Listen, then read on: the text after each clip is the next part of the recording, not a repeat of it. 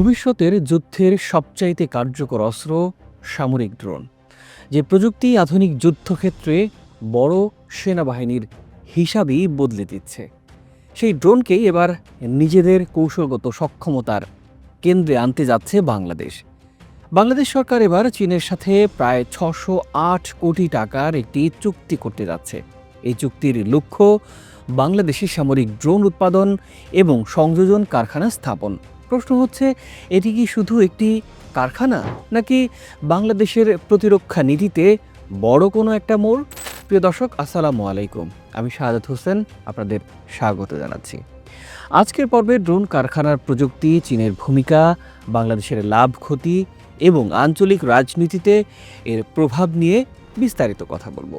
আশা করি পুরো আয়োজনে আমার সাথেই থাকবেন।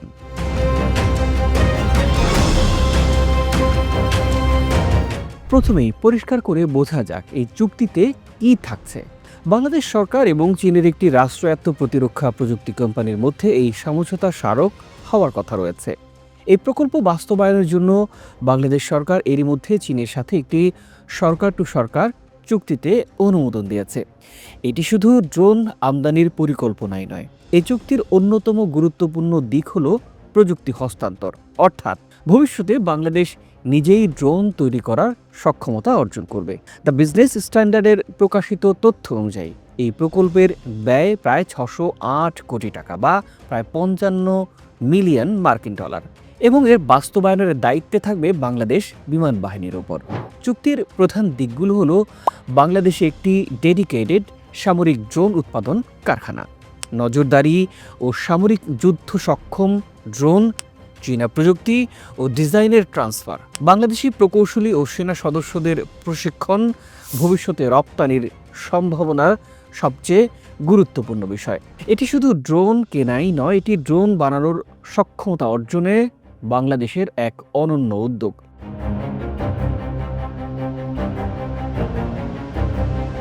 আধুনিক যুদ্ধক্ষেত্রে ড্রোন এখন গেম চেঞ্জার।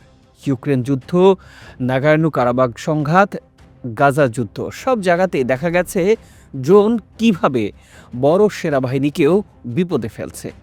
ড্রোনের সুবিধা কম খরচ, মানব জীবনের ঝুঁকি কম, রিয়েল টাইম গোয়েন্দা তথ্য, নির্ভুল আঘাত। বাংলাদেশের মতো দেশের জন্য ড্রোন মানে বড় যুদ্ধ জাহাজ না কিনেও কার্যকর প্রতিরক্ষা ব্যবস্থা গড়ে তোলা। বাংলাদেশের নিরাপত্তা চ্যালেঞ্জগুলোর মধ্যে আছে দীর্ঘ সমুদ্র সীমা, সীমান্ত নজরদারি, মিয়ানমার পরিস্থিতি, রোহিঙ্গা সংকট, সন্ত্রাসবাদ এবং চোরাচালান। এই সব কিছুর জন্য নজরদারি ড্রোন অত্যন্ত কার্যকর। এই কারখানার পেছনে আছে এই অঞ্চলের অন্যতম কৌশলগত বড় এক শক্তি, চীন।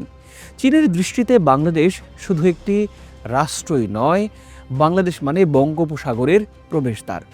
যে এই দরজায় প্রভাব রাখতে পারবে, সে পুরো অঞ্চলের চলাচল এবং পরিস্থিতি পর্যবেক্ষণ করতে পারবে। বঙ্গোপসাগর ঘিরে একটি বিকল্প সমুদ্র পথ চীনের দীর্ঘদিনের কৌশলগত ভাবনা। মালাক্কা প্রণালীতে যদি কখনো চীন বাণিজ্যিক চলাচল বাধাগ্রস্ত হয়, তবে এই পথ তার জন্য অত্যন্ত গুরুত্বপূর্ণ হয়ে উঠবে। ঠিক এই জায়গাতে যুক্তরাষ্ট্রের বড় একটা স্বার্থ জড়িত আছে। যুক্তরাষ্ট্র বঙ্গোপসাগরকে দেখে এমন একটি অঞ্চল হিসেবে যেখানে চীনের এই বিকল্প কৌশল নিয়ন্ত্রণে রাখা যায়।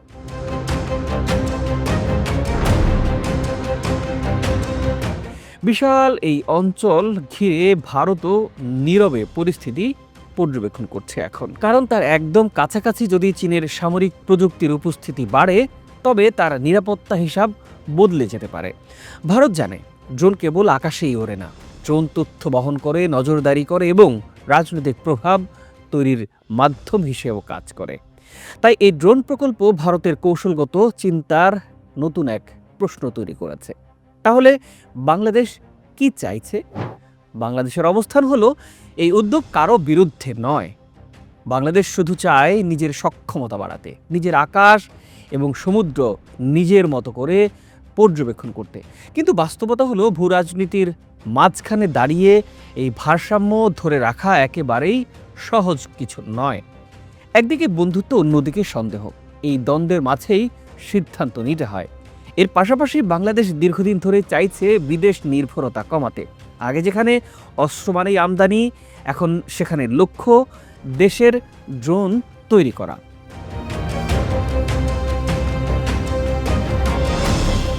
এই ড্রোন কারখানা সেই লক্ষ্যই এক ধাপ এগোনো। চীন আজ বিশ্বের শীর্ষ ড্রোন উৎপাদক দেশগুলোর অন্যতম একটি দেশ। তাদের আছে সিএস সিরিজ সামরিক ড্রোন, উইংলং সিরিজ উন্নত সেন্সর ও এআই প্রযুক্তি। বাংলাদেশের সাথে চীনের সম্পর্ক দীর্ঘদিনের। নৌবাহিনীর ফ্রিগেট, বিমান বাহিনীর ট্রেইনার জেট, সেনাবাহিনীর ট্যাঙ্ক সবখানেই চীনের উপস্থিতি আছে। এই ড্রোন চুক্তি আসলে সেই সম্পর্কেরই আধুনিক একটা রূপ। চীনের জন্য লাভও কিন্তু আছে। দক্ষিণ এশিয়ায় প্রভাব প্রতিরক্ষা রপ্তানি বৃদ্ধি, পশ্চিমা দেশগুলোর বিকল্প হিসেবে নিজেকে প্রতিষ্ঠা করা, এটি হতে পারে বাংলাদেশের প্রতিরক্ষা শিল্পের নতুন একটা অধ্যায়। 608 কোটি টাকার এই চুক্তি শুধু একটি সংখ্যারই নয়, এটি একটি সংকেত। বাংলাদেশ আর শুধু ক্রেতা হয়েই থাকতে চায় না, বাংলাদেশ চায় নির্মাতা হতে। ড্রোন কারখানা মানে শুধু আকাশে উড়ার যন্ত্রই নয়, এটি কৌশল, সক্ষমতা আর আত্মবিশ্বাসের প্রতীক। এই উদ্যোগ যদি সফল হয় তবে বাংলাদেশের সামরিক ইতিহাসে এটি লেখা হবে এক গুরুত্বপূর্ণ অধ্যায় হিসাবে। আগামী দিনে হয়তো বাংলাদেশের আকাশে দেশেই তৈরি ড্রোন নিয়মিত উড়বে, সমুদ্রে নজরদারি আরও জোরদার করবে, আর চারপাশের দেশগুলো নিজেদের হিসাব নতুন করে কষবে।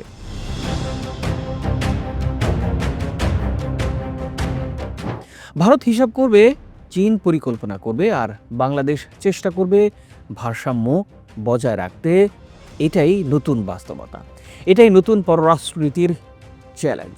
যদিও এই বিষয়টি নিয়ে কথা বলেননি অর্থ উপদেষ্টা, তাই এই চুক্তির বিষয়ে এখনও পুরোপুরি বলা কঠিন। তবে এই চুক্তি সত্যি যদি হয় বাংলাদেশের জন্য, এটি কি সময় উপযোগী সিদ্ধান্ত হবে, নাকি এটি হবে ঝুঁকিপূর্ণ এক কূটনৈতিক চাল?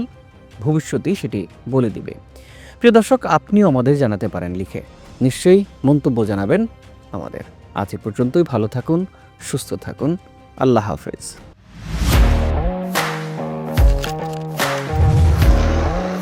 প্রফেশনাল স্টুডিও খুঁজছেন?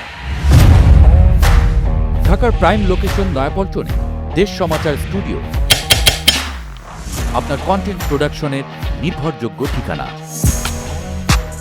এখানে পাবেন 4K ক্যামেরায় মাল্টি অ্যাঙ্গেল রেকর্ডিং, আছে গ্রিন ও ব্ল্যাক স্ক্রিন সেটআপ, উন্নত মানের মাইক্রোফোন ও sound proof voice over booth.